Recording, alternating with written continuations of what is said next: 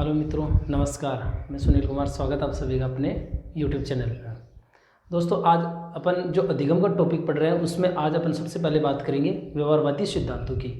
व्यवहारवादी जो सिद्धांत है उसमें अपने कौन कौन से सिद्धांत होते हैं, सबसे पहले तो अपन को ये पता होना ज़रूरी है।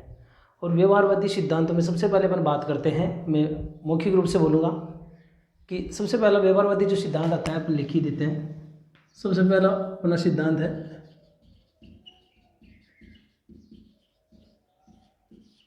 और फिर अपन इस तरफ लिख लेते हैं गेस्टाल्टवादी। व्यवहारवादी है जिसे अपन शास्त्रीयवादी भी कहते हैं और गेस्टाल्टवादी को अपन अक्सर संज्ञानवादी सिद्धांत भी कहते हैं। व्यवहारवादी जो सिद्धांत है उसमें सबसे पहले अपन बात करते हैं उद्दीपन अनुक्रिया सिद्धांत।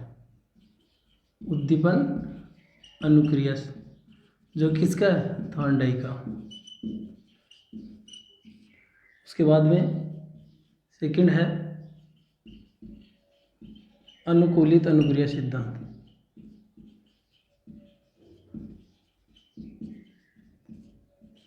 अनुकूलित अनुक्रिया जो सिद्धांत है किसका है, पावलोव का। नेक्स्ट बात करते हैं अपन क्रिया प्रसूत सिद्धांत। सबसे पहले अपन को ये पता जरूरी है कि व्यवहारवादी जो सिद्धांत होते हैं उनमें कौन कौन से सिद्धांत आते हैं। क्रिया प्रसूत जो सिद्धांत है वो स्किनर का है। नेक्स्ट अपन बात करते हैं व्यवहारवादी जो सिद्धांत है प्रबलक सिद्धांत। प्रबलक सिद्धांत आप सबको पता है किसका है, क्लार्क एल हल का।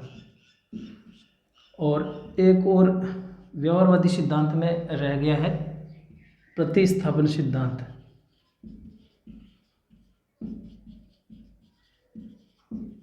जो किसका है, एडविन गुथरी का। ये तो अपने व्यवहारवादी सिद्धांतों के अंतर्गत आ जाते हैं। अब अपन बात करते हैं संज्ञानवादी सिद्धांतों में। सबसे पहले सिद्धांत है सूझ सिद्धांत। सूझ सिद्धांत या जिसको अंतर्दृष्टि सिद्धांत कहते हैं किसका है, कोहलर का। उसके बाद में अपन बात करते हैं सामाजिक अधिगम सिद्धांत। सामाजिक अधिगम जो सिद्धांत है अल्बर्ट बांडुरा का सिद्धांत है।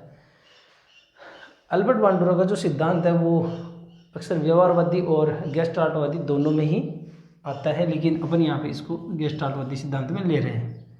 इसके बाद आता है क्षेत्रीय सिद्धांत। आप सबको सिद्धांत है जिसको अपन तलद्रुप सिद्धांत भी कहते हैं, किसका है, कोर्टलेविन का। फिर बात करते हैं अपन अव्यक्त सिद्धांत है जो कि टोलमैन का है। तो ये तो अपने सिद्धांत हो जाते हैं मुख्यतः, यानी ये सिद्धांत जो है व्यवहारवादी सिद्धांतों के अंतर्गत आते हैं और ये जो सिद्धांत है वो गेस्टाल्टवादी या संज्ञानवादी सिद्धांतों के अंतर्गत आते हैं। अब अपन इनमें सबसे पहले अपन पढ़ लेते हैं जो उद्दीपन अनुक्रिया जो सिद्धांत है एडवर्ड एल थॉर्नडाइक का, उस सिद्धांत को देखते हैं अपन।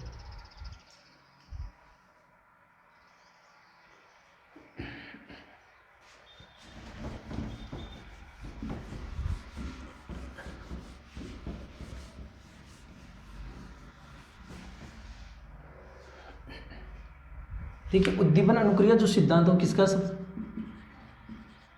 थॉर्नडाइक का। उद्दीपन अनुक्रिया जो सिद्धांत है वो अपन को ये पता होना चाहिए कब दिया गया, 1913 में।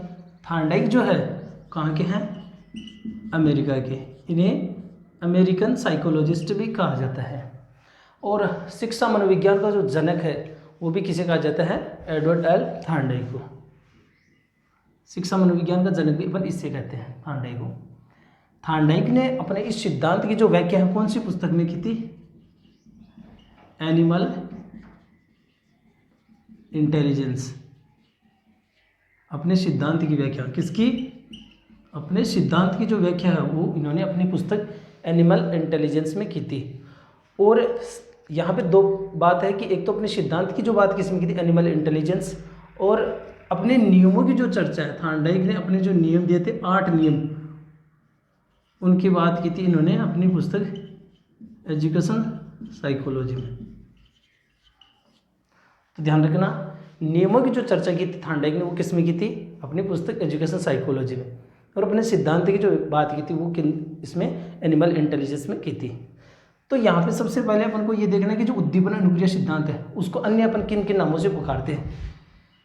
इस सिद्धांत को अपन प्रयास एवं त्रुटि सिद्धांत भी कहते हैं।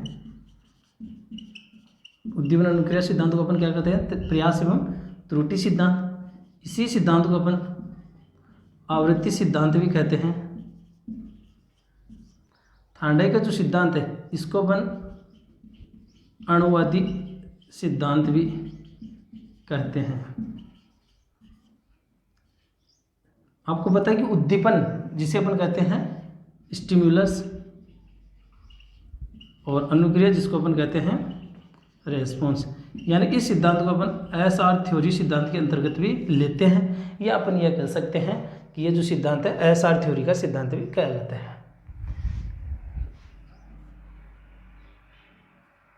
तो यह है जो उद्दीपन अनुक्रिया सिद्धांत है उसके अलग नाम।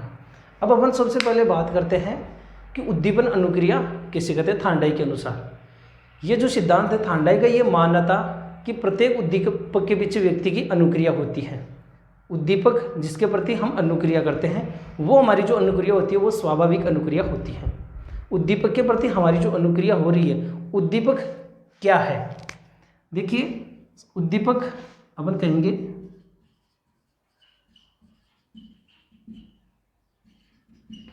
वातावरण की कोई वस्तु या वो एक व्यक्ति प्राणी भी हो सकता है जो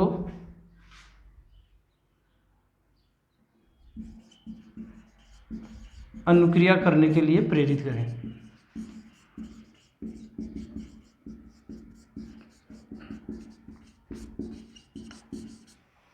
वातावरण की कोई भी वस्तु या प्राणी अपन हो सकता है वो जो हमें अपनी ओर आकर्षित करे या अपनी ओर अनुक्रिया करने के लिए प्रेरित करे, वो चीज़ क्या है, उद्दीपक है। वह क्या है, उद्दीपक है। अब सबसे पहले उद्दीपक जो होगा उसको देखकर निश्चित रूप से थार्नडाइक का ये मानना है कि उसके प्रति कोई ना कोई अनुक्रिया अवश्य होगी। थार्नडाइक का क्या मानना है कि कोई भी उद्दीपक है, जैसे हमारे सामने कोई उद्दीपक है जैसे मिठाई है, उसको देखकर हमारे मुंह में लार आना या उसको प्राप्त करने के लिए हमारी जो प्रतिक्रिया होती है उसको हम क्या कहते हैं, अनुक्रिया। तो उद्दीपक को देखकर हमारे व्यवहार में जो परिवर्तन आता है तो वो चीज़ क्या कहलाएगी, अनुक्रिया। तो यहाँ पे उद्दीपक को देखकर हमारे जो व्यवहार में परिवर्तन हो रहा है या अपन कह सकते हैं उसको प्राप्त करने के लिए जो प्रतिक्रिया कर रहे हैं वो चीज़ क्या कहला रहा है, यहाँ पे अनुक्रिया। तो थार्नडाइक ये माना कि उद्दीपक होगा तो अनुक्रिया होगी। थार्नडाइक का मानना क्या है कि उद्दीपक होगा तो अनुक्रिया होगी। अब उद्दीपक कैसा होना चाहिए, उद्दीपक प्रभावी होना चाहिए। आपको पता है कि इन्होंने जो सिद्धांत है ये एसआर थ्योरी के नाम से जाना जाता है। इसके अलावा एक एसओआर थ्योरी जो है वो दी थी वुडवर्थ ने। किसने दी थी, वुडवर्थ ने। देखिए एसआर थ्योरी सबसे अपन को समझना एकदम बारीकी को कि एसआर थ्योरी और एसओआर थ्योरी में अंतर क्या है। एसआर थ्योरी के जो प्रतिपादक अपन इनको थार्नडाइक को मानते हैं। थार्नडाइक का ये मानना था कि उद्दीपक है तो निश्चित रूप से अनुक्रिया होगी, जबकि एसओआर जो थ्योरी है इनको मानने वालों में थे वुडवर्थ या वाटसन। इनका मानना था कि उद्दीपक हो तो ज़रूरी नहीं कि उसके प्रति अनुक्रिया है। जैसे मान लीजिए आपका पेट भरा हुआ है, पहले से फूल खाए हुए हैं, तो वैसे स्थिति में आपके सामने उद्दीपक है लेकिन ज़रूरी नहीं आप अनुक्रिया करें। तो सबसे बड़ी बात है कि यहाँ पे प्राणी की जो मन स्थिति है, अभिप्रेरणा है, या उसकी साइकोलॉजी है, उसकी रुचि आवश्यकताएं हैं, उन पे भी डिपेंड करता है कि व्यक्ति उद्दीपक के प्रति अनुक्रिया करेगा या नहीं करेगा। यानी उद्दीपक हो तो अनुक्रिया होगी, ये बात मान ली थी थार्नडाइक की। लेकिन एसओआर थ्योरी जो वुडवर्थ की वो ये कहते हैं कि उद्दीपक होने से ही अनुक्रिया हो ये आवश्यक नहीं है। लेकिन बाद में जब इनके बीच में काफ़ी डिबेट चली, अंततः उन्होंने जो थार्नडाइक उन्होंने भी इस बात को स्वीकार किया कि हाँ ये बात बिल्कुल सही है कि उद्दीपक हो, केवल उद्दीपक होने से ही व्यक्ति अनुक्रिया नहीं करता है, लेकिन उद्दीपक कैसा होना चाहिए, प्रभावशाली होना चाहिए। उद्दीपक कैसा होना चाहिए, प्रभावशाली होना चाहिए। या वह उसके उद्देश्य या उसकी आवश्यकताओं से जुड़ा हुआ होना चाहिए। यानी जैसे मैं बात करूं कि राजस्थान पुलिस की तैयारी करने वाले जो व्यक्ति, उनके लिए यहाँ पे अपन मानते हैं कि साइकोलॉजी की टॉपिक की आवश्यकता नहीं है, तो वो क्या करेंगे, उसको उतना ज़्यादा उसके प्रति अनुक्रिया नहीं करेंगे। लेकिन अगर एक कोई टीचर की तैयारी कर रहा है तो उसके लिए वो सब्जेक्ट काफ़ी इंपॉर्टेंट है, तो वैसी स्थिति में उसकी बजाय जो टीचर बनना चाहता है वो व्यक्ति उसके प्रति अनुक्रिया ज़्यादा करेगा।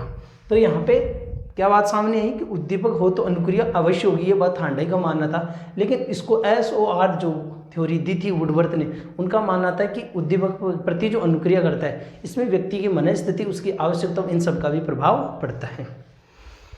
अब इसको अपन कहते हैं प्रयास एवं त्रुटि।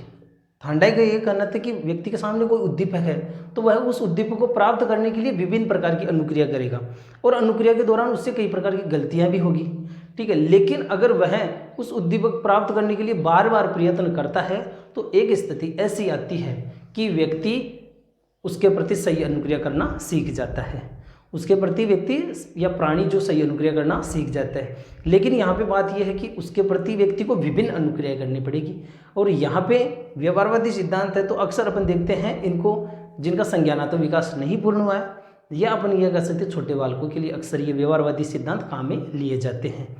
तो यहाँ पे सबसे बड़ी बात यह है कि व्यक्ति जो है अपने विवेक का जो प्राणी है वो इस्तेमाल कम करता है, और विवेक का इस्तेमाल कम करने के कारण ही अक्सर उसको प्रयास की आवश्यकता अधिक पड़ती है।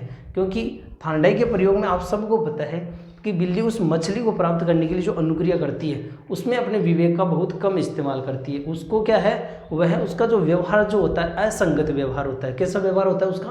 असंगत व्यवहार। असंगत व्यवहार का मतलब यहाँ पे है कि प्राणी जो व्यवहार कर रहा है उसके पीछे उसको कारण का पता नहीं है, सिर्फ वो तो क्या है, एक अंधेरे में तीर चलाने के समान है। तो यहाँ पे देखिए, इसको समझिए कि जैसे आपने देखा होगा इस सिद्धांत को अच्छे से, कई बार अपन बहुत इजी समझते हैं लेकिन सिद्धांत को अच्छे से समझना जरूरी है। तो यहाँ पे अपन देखते हैं कि जैसे मान लीजिए ये मछली है, तो यहाँ पे ये चीज़ क्या है, ये उद्दीपक है। प्राणी के लिए ये चीज़ क्या है, उद्दीपक है। अब जो बिल्ली है, ठीक है, बिल्ली, अब यहाँ पे ये दरवाजा अपन मान के चलते हैं, तो ये इस उद्दीपक को प्राप्त करने के लिए इस बिल्ली जो है उसको मनोविज्ञान की भाषा में अपन इसको कहते हैं प्रयोज्य। क्यों कहते हैं इसको प्रयोज्य? क्योंकि इसके ऊपर प्रयोग किया जा रहा है। यहाँ पे देखिए, बिल्ली इस उद्दीपक को प्राप्त करने के लिए अनुक्रिया करेगी। थांडाई का यह मानना है कि उद्दीपक दिखाई दे रहा है तो बिल्ली निश्चित रूप से इसके प्रति अनुक्रिया करेगी। तो इसके प्रति अनुक्रिया करेगी तो वह ऐसा नहीं कि पहली बार इस तरफ से निकल गई, वो क्या कभी इस तरफ व्यवहार कर रही है, कभी इस तरफ अनुक्रिया कर रही निकलने के लिए, कभी इस तरफ। क्योंकि मैंने कहा कि व्यवहारवादी सिद्धांतों में जो है विवेक का इस्तेमाल कम किया जाता है, तो वैसी स्थिति में बिल्ली भी क्या कर रही है, अपने बुद्धि का इस्तेमाल कम कर रही है और केवल क्या, अंधेरे में तीर चलाने के समान उसी तरीके से उसका व्यवहार हो रहा है, कभी इस तरफ कभी इस तरफ। अचानक से उसका पैर यहाँ पे लगता है और वो पिंजरा खुल जाता है, और पिंजरा खोलने के बाद में बिल्ली क्या है, इस उद्दीपक को प्राप्त कर लेती है। यहाँ पे देखिए, सबसे जो महत्वपूर्ण बात है, थांडाई के जो नियमों की बात करते हैं अपन, जो 8 नियम है, 3 मुख्य और 5 गौण, ये इस सिद्धांत में यहीं से बात लागू होती है कि आप देखिए, पहली बात क्या, जैसे बिल्ली ने इस मछली को प्राप्त किया तो उसका प्रभाव कैसा बढ़ा, सकारात्मक बढ़ा। प्रभाव का नियम है। इसी से बाद में आगे जो क्रिया प्रसूत जो सिद्धांत है स्किनर का, वो पुनर्बलन का नियम प्रभाव के नियम से ही आगे बढ़ता है। ये एक महत्वपूर्ण बात है। आपको बताया कि थांडाई का जो सिद्धांत है उससे ही कई नियम बने हैं, चाहे वो पावलोव का जो सिद्धांत हो चाहे स्किनर का सिद्धांत हो। यहाँ पे आपको पता है कि जब बिल्ली ने इस मछली को प्राप्त किया, इस उद्दीपक को प्राप्त किया, तो उसके बाद में आप सबको पता है कि उसका प्रभाव उसके ऊपर क्या पड़ा, सकारात्मक पड़ा, या अपन कह सकते हैं उसको संतुष्टि मिली। आपको पता है कि पुनर्बलन का नियम क्या है कि जब किसी कार्य करने के बाद में उसका प्रभाव हमारे ऊपर सकारात्मक पड़े तो उस कार्य के प्रति होने की संभावना हमारी बढ़ जाती है। अगर हमारे ऊपर सकारात्मक प्रभाव पड़ता है तो वैसी स्थिति में उसके प्रति हमारी अनुक्रिया की जो संभावना है वो क्या हो जाएगी, बढ़ जाएगी।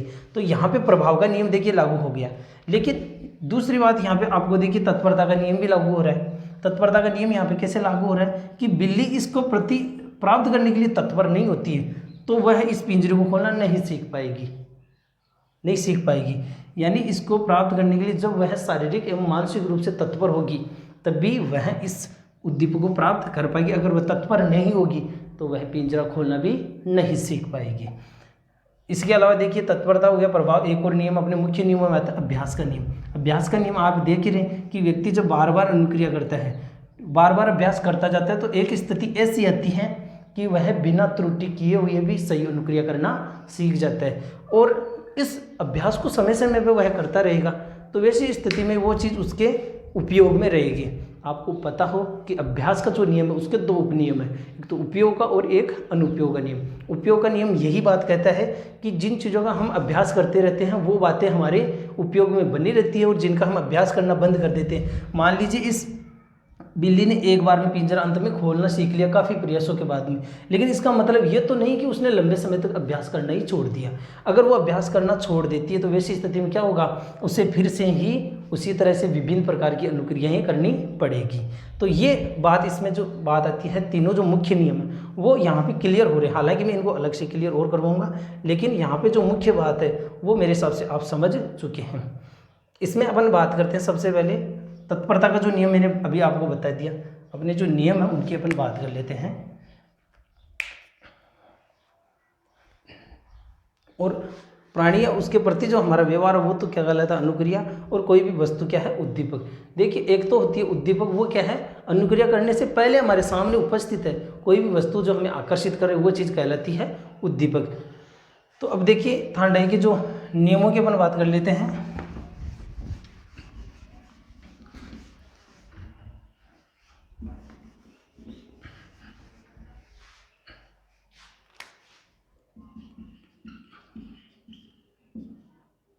कुल आपको पता है 8 नियम है। इसमें अपन पहले मुख्य नियमों की बात करते हैं और फिर बात करते हैं अपन गौण नियम।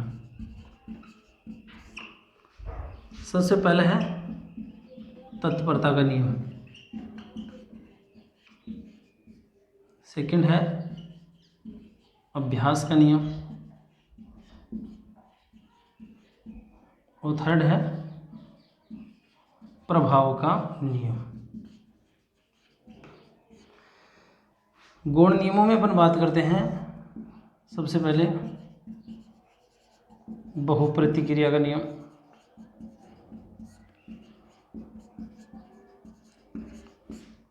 सेकंड है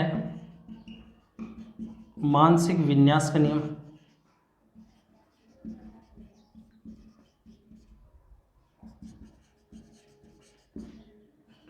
फिर आंशिक क्रिया का नियम, आंशिक क्रिया का नियम,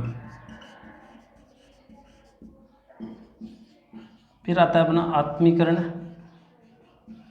या सादृश्यता भी अपन इसको कहते हैं, और अंतिम है यहाँ पे साहचर्य परिवर्तन का नियम।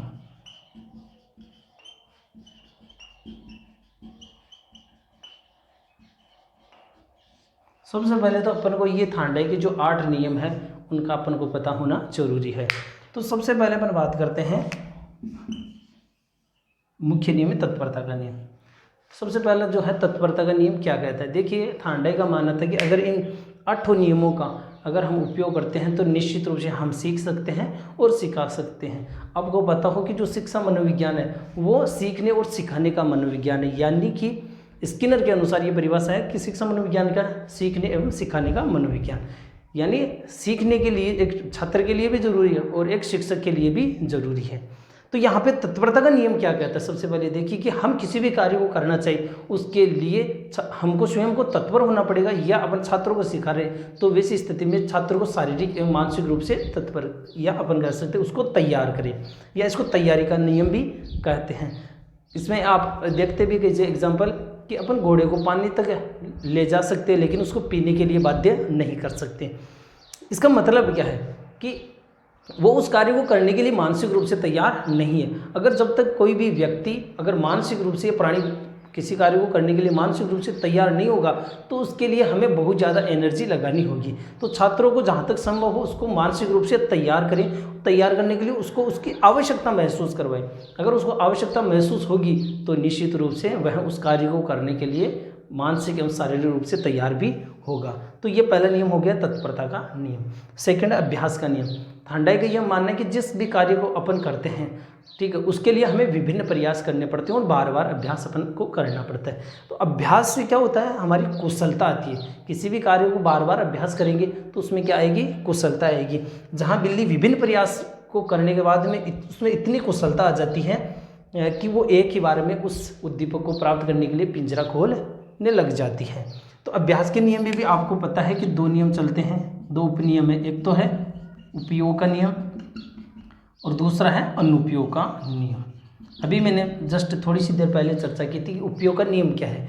जिस कार्य को हम अभ्यास में लेके रहते हैं या जो कार्य हमारे अभ्यास में बना रहता है वो हमारी स्मृति में उपयोग के अंतर्गत रहता है। और दूसरा है जिस कार्य को हम समय समय पर अभ्यास नहीं करते हैं तो वो हमारी स्मृति से अनुपयोगी हो जाता है, यानी विस्मृत हो जाता है या गायब हो जाता है। तो ये दूसरा हो गया अभ्यास का नियम, यानी हम जो कार्य सीख लेते हैं चाहे वो संज्ञानात्मक रूप से या व्यवहारिक रूप से, उसके लिए समय समय पर अभ्यास की आवश्यकता पड़ती है। फिर अपन बात करते हैं प्रभाव का नियम। प्रभाव का नियम क्या कहता है, इसको हम सुख दुख या संतुष्टि का नियम भी कहते हैं, ठीक है। प्रभाव का नियम कहता है कि जिस भी कार्य को हम कर रहे हैं या छात्र कर रहे हैं, उस कार्य को करने के बाद या सीखने के बाद, कोई भी कार्य हो सकता है, उसका सीखना भी हो सकता है या उस कार्य को करना भी हो सकता है, तो उस कार्य को करने के बाद में हमें संतुष्टि मिलती है या नहीं मिलती है। अगर उसका प्रभाव हमारे ऊपर सकारात्मक पड़ता है जिस कार्य को करने के बाद, तो उस कार्य के होने की संभावना दोबारा बढ़ जाएगी। और अगर किसी कार्य को करने के बाद में उसका प्रभाव हमारे ऊपर सकारात्मक नहीं पड़ता है तो वैसी स्थिति में उस कार्य के दोबारा होने की संभावना घट जाएगी। ये तो आप सबको पता है इस बात का कि उसका प्रभाव हमारे ऊपर कैसा पड़ता है। जिस प्रकार सकारात्मक पड़ेगा तो वैसी स्थिति में उस कार्य को होने की संभावना बढ़ जाएगी, और अगर वो उसका सकारात्मक हमारे ऊपर नहीं प्रभाव पड़ता है, नकारात्मक पड़ता है, तो वैसी स्थिति में हमारे ऊपर उसका सकारात्मक प्रभाव नहीं पड़ेगा और संभावना घट जाएगी। तो ये तो थे अपने मुख्य नियम। अब बात करते हैं अपन उसके गौण नियमों की। देखिए, गौण नियमों में पहला नियम है बहुप्रतिक्रिया का नियम। बहुप्रतिक्रिया का जो नियम है, कहते हैं कि थांडाई का जो सिद्धांत है, ये जो सिद्धांत है उद्दीपन अनुक्रिया सिद्धांत, थांडाई की ही इस गुण नियम पे आधारित है। बहुप्रतिक्रिया का नियम, बहुप्रतिक्रिया का जो नियम क्या कहता है कि व्यक्ति कोई भी नया कार्य करता है तो उससे विभिन्न प्रकार की अनुक्रियाएं करनी पड़ती हैं, और विभिन्न प्रकार की अनुक्रिया करने के दौरान ही व्यक्ति सही अनुक्रिया करना सीखता है। जिस कार्य को करना व्यक्ति को नहीं आता है तो वो क्या करेगा, उस कार्य में विभिन्न प्रकार की अनुक्रिया बार बार प्रयास करेगा, और बार बार जब वह प्रयास करेगा तो निश्चित रूप से उसके प्रति वह सही अनुक्रिया भी करना भी सीख जाएगा। ठीक है, कोई भी नया कार्य करते हैं तो उसका एक हमारे पास तुरंत ही जरूरी नहीं कि उसका समाधान हो, लेकिन हम उस कार्य को करते रहेंगे, बार बार प्रयास करते रहेंगे, त्रुटियां होगी, लेकिन एक स्थिति ऐसी आएगी कि हम बिना त्रुटि के भी सही अनुक्रिया करने में सक्षम हो जाएंगे। तो यह बहुप्रतिक्रिया का नियम। फिर बात आती है सेकंड, मानसिक विन्यास का नियम। इसको अपन क्या कहते हैं, मानसिक विन्यास को क्या कह सकते हैं, अभिवृत्ति भी कहते हैं। अभिवृत्ति यानी अपन कह सकते हैं मनोदृष्टि, मनोवृत्ति या मनोदृष्टि। थांडाई का कहना है कि व्यक्ति के जो सीखने के ऊपर प्रभाव है केवल इन्हीं का नहीं पड़ता है, इनके अलावा जो इनके जो ये है इनका ऊपर भी व्यक्ति के ऊपर सकारात्मक या नकारात्मक प्रभाव पड़ता है। व्यक्ति सीखने के दौरान किसी व्यक्ति, किसी विषय या किसी संस्था के प्रति जिस अनुपात में अपना दृष्टिकोण रखता है उसी अनुपात में व्यक्ति सीखता जाता है। जैसे अक्सर होता है कि कोई भी व्यक्ति है सिखाने वाला, अगर वो अपने विषय के बारे में अपनी जो उपलब्धियां बताएगा तो वैसी स्थिति पर छात्र के ऊपर सीखने का प्रभाव सकारात्मक पड़ेगा, यानी उसका नज़रिया जो है सकारात्मक होगा। दूसरी बात अपन कहते हैं कि जिस विषय के प्रति आपका दृष्टिकोण, जैसे आपको लगता है कि साइकोलॉजी तो काफ़ी डिफिकल्ट है, तो वो एक आपका नज़रिया है। तो जिस प्रकार का आपका नज़रिया होगा उसी के अनुपात में आपको सीखने में सुविधा या दुविधा हो सकती है। तो व्यक्ति किसी शिक्षक के प्रति भी हो सकता है आपका नजरिया, किसी विषय वस्तु के प्रति भी हो सकता है, किसी संस्था के प्रति। अक्सर अपन देखते हैं ना कि उस कोचिंग में हमारा सिलेक्शन हो जाएगा या वहाँ पे अच्छा पढ़ाते हैं या नहीं पढ़ाते, वो आपका पहले ही से एक पूर्वाग्रह, क्योंकि आपने देखा ही नहीं है तो वो अपन पूर्वाग्रह कह सकते हैं। तो लेकिन यहाँ पे क्या है, अगर आपका दृष्टिकोण पहले से सकारात्मक तो वैसी स्थिति में आपको सीखने में आसानी होगी। और दूसरी जगह मान लीजिए अपन कहते हैं कि मान लीजिए जहाँ पे अच्छी फैकल्टी है लेकिन आपका दृष्टिकोण उनके प्रति नेगेटिव है, या ऐसी अच्छी संस्था उसके बावजूद आपका दृष्टिकोण नेगेटिव है, तो वैसी स्थिति में आपको अच्छी फैकल्टी होने के बावजूद आपको सीखने में दिक्कत का सामना करना पड़ेगा, जिसको अपन कहते हैं मानसिक विन्यास का नियम। फिर है आंशिक क्रिया का नियम। थांडाई का कहना है कि बालक को जो कुछ भी सिखाया जाए वो टुकड़ों में सिखाया जाए, यानी अंश से पूर्ण। इसको अपन क्या कहेंगे? अंश से पूर्ण।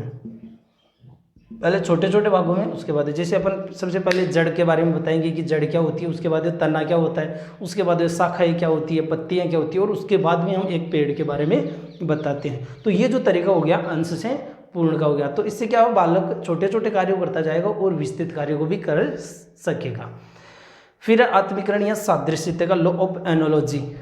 आत्मीकरण या सादृश्यता का नियम कहता है कि व्यक्ति कोई भी नया कार्य करता है, मैं क्या बोल रहा हूँ, व्यक्ति कोई भी नया कार्य करता है तो उसके लिए वह उससे पहले अपने पूर्व अधिगम का सहारा लेता है। अगर व्यक्ति नया सीखता है उससे पहले अपने पूर्व अधिगम का सहारा लेता है तो वैसी स्थिति में उसका सीखना क्या होता है, आसान होता है। या अपने इसको कहते हैं ज्ञात से अज्ञात, यानी बालक जो कुछ पहले जानता है उसके बाद में जो कुछ वह नहीं जानता है उसके बारे में बताया जाएगा ज्ञात से अज्ञात की ओर। तो वो क्या होगा, दोनों जो स्थितियाँ अधिगम का स्थानांतरण अपन कहते हैं, इनमें सुविधा होगी। यानी पूर्व ज्ञान के आधार पर नवीन ज्ञान उसमें जोड़ना, आत्मीकरण, और पूर्व ज्ञान के आधार पर, या अपन कह सकते हैं नवीन ज्ञान जब ग्रहण करते हैं तो उसको पूर्व ज्ञान में सहायक या सहायता लेना, ये चीज़ कहलाती है आत्मीकरण या सादृश्यता का नियम। फिर साहचर्य परिवर्तन का नियम। साहचर्य परिवर्तन का नियम क्या है कि हम जिस वस्तु से साहचर्य पहले से कर रखे हैं उसको दूसरी परिस्थिति में बदल लेना। साहचर्य परिवर्तन में क्या होता है कि जो पावलोव का जो सिद्धांत है, इसी सिद्धांत का विस्तृत रूप है, किसका, साहचर्य परिवर्तन का नियम। साहचर्य परिवर्तन में आप देखिए कि प्राणी जो है भोजन के प्रति अनुक्रिया कर रहे हैं, लेकिन जब अस्वाभाविक उद्दीपक और स्वाभाविक उद्दीपक दोनों को एक समय अंतराल पर बार बार प्रस्तुत करेंगे, यानी घंटी और भोजन को एक समय अंतराल पर, एक निश्चित समय अंतराल पर बार बार प्रस्तुत करेंगे, तो वैसी स्थिति में भोजन की जो ऊर्जा है धीरे धीरे उस अस्वाभाविक उद्दीपक, यानी अपन कहते हैं घंटी, उसमें परिवर्तित हो जाएगी। और जब वो ऊर्जा उसमें परिवर्तित हो जाएगी तो एक स्थिति ऐसी रहेगी कि केवल घंटी के प्रति भी उतनी ही मात्रा में ला रहेगी जितनी भोजन के प्रति आ रही थी। अगर भोजन के प्रति आने वाली लार की मात्रा घंटी के प्रति आने लग जाए तो उसको अपन साहचर्य अनुबंधन भी कहते हैं या साहचर्य परिवर्तन भी कहते हैं। तो ये थे थार्नडाइक के मुख्य नियम और थार्नडाइक के गौण नियम। आशा करता हूँ आप सभी को ये थार्नडाइक के जो नियम एवं जो सिद्धांत है वो आपको बहुत अच्छी तरीके से क्लियर होगा। अब बात करते हैं थार्नडाइक के सिद्धांत की शैक्षिक उपयोगिता। थार्नडाइक के सिद्धांत की शैक्षिक उपयोगिता आप खुद समझ सकते हैं कि थार्नडाइक का जो सिद्धांत है, पहली बात यह है कि प्राणी को बार बार प्रयास करते रहना चाहिए और बार बार अपन कह सकते हैं अभ्यास करते रहना चाहिए। और शैक्षिक उपयोगिता में यह है कि बालक को जो कुछ भी सिखाया जा रहा है उसके लिए बालक को सबसे पहले शारीरिक एवं मानसिक रूप से उसको तैयार किया जाए, और बालक को जो कुछ भी सिखाया जाए उसका बालक के ऊपर सकारात्मक प्रभाव पड़ना चाहिए। अगर सकारात्मक पड़ेगा तो निश्चित रूप से बालक उस कार्य को दोबारा सीखना चाहेगा। इसके अलावा भी ये अपने शिक्षा में उपयोगिता हो सकती है। बालक को मतलब अपन कह सकते हैं एक आशा, उम्मीद हमेशा रखनी चाहिए, क्योंकि बिल्ली ने भी आप देखिए मछली के प्रति हमेशा वो आसान भी थी, उसको लगता है कि मैं बार बार प्रयास करूंगी तो निश्चित रूप से एक न एक बार पिंजरा खोलना अवश्य सीख लूंगी। तो ये क्या करता है, बालों को एक आशावादी बनाने का भी एक महत्वपूर्ण सिद्धांत है। और बालों को जहाँ तक हो सके अपने सीखने के विषय शिक्षकों के प्रति सकारात्मक दृष्टिकोण रखें, और बालों को जो कुछ भी सिखाया जाए वो टुकड़ों में सिखाया जाए, और यहीं से बालक को जो ज्ञान प्राप्त किया जाए वो पूर्व ज्ञान के आधारित होना चाहिए। और अंतिम है कि जो ज्ञान उसने पहले काम में ले लिया उसको नई परिस्थिति में भी व्यक्ति काम में ले सकता है। तो दोस्तों आपको वीडियो कैसा लगा अपने कमेंट जरूर करें, और जो भी चैनल पर नए हैं चैनल को जरूर सब्सक्राइब करें, ताकि साइकोलॉजी से संबंधित जितने भी वीडियोज़ हैं, चाहे वो शिक्षा मनोविज्ञान से संबंधित हो या अन्य से, तो वो सभी आपके लिए काफ़ी सहायक होंगे। तो चैनल को जरूर सब्सक्राइब करें और लोगों तक शेयर करें। धन्यवाद।